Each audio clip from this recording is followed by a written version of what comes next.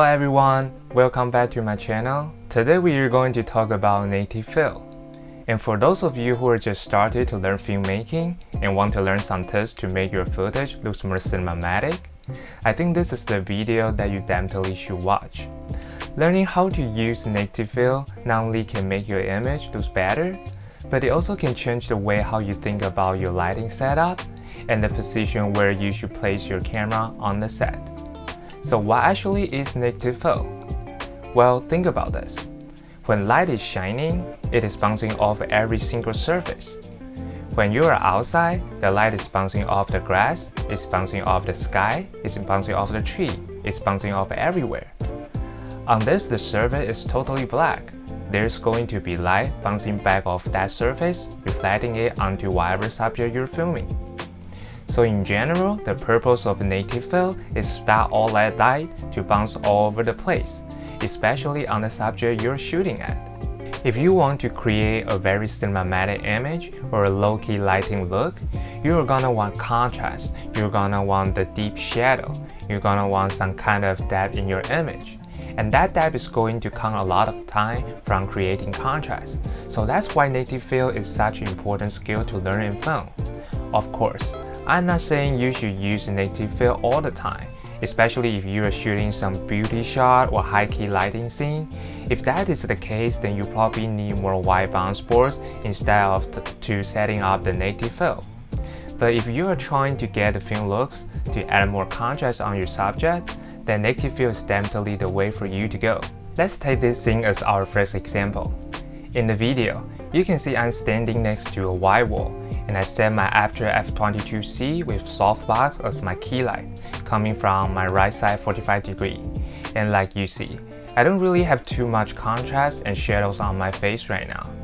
But once I put my blackboard close the shadow side of my face, then you can see we get more contrast on my face right now.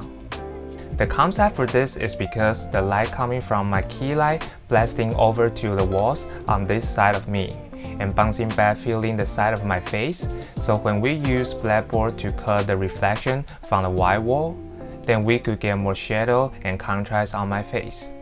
In order to achieve the native fill, you can either use a black sheet, a blackboard, or something that is flat but big enough to block the reflection of the light. Here is one important thing I would want to clarify for you guys, which I saw a lot of people misunderstanding the concept of the native fill. The idea of native fill is to block light from reflecting off of a surface opposite of the main lights that we just mentioned.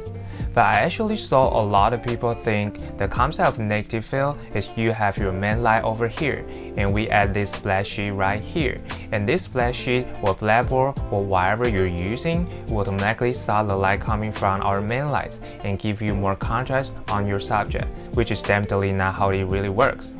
So in order to clarify and demonstrate the concept of native fill, let's take this scene as our example. So as you can see now, in the camera over here, there's a bleach muslin I used C47 to hang it on the assistant's arm, and also a blackboard I put right next to me.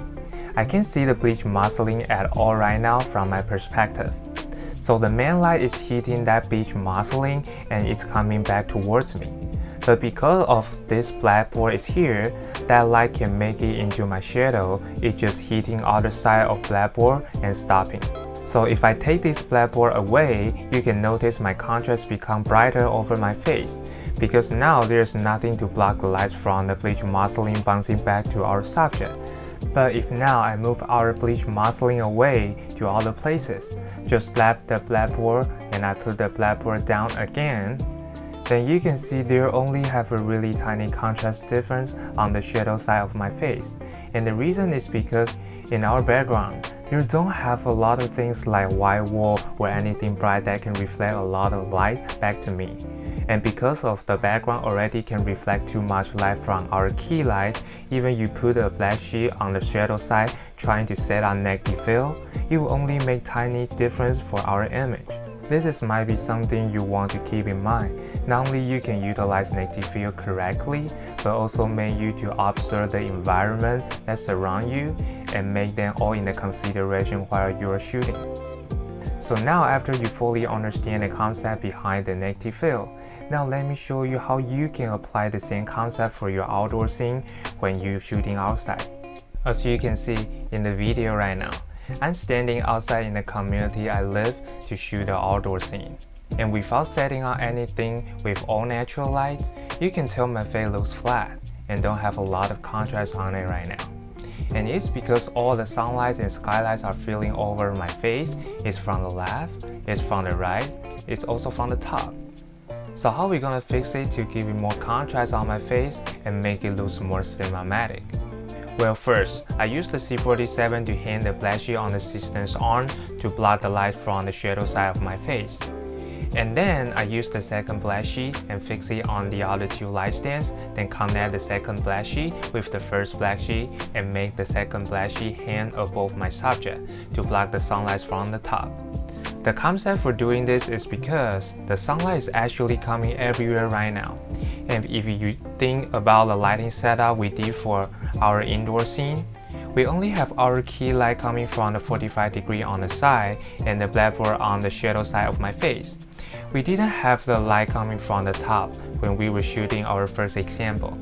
So now if we want to keep the same concept and get the best contrast we can get, we want to use the negative fill on the side, but also on the top to make our subject's contrast looks more obvious.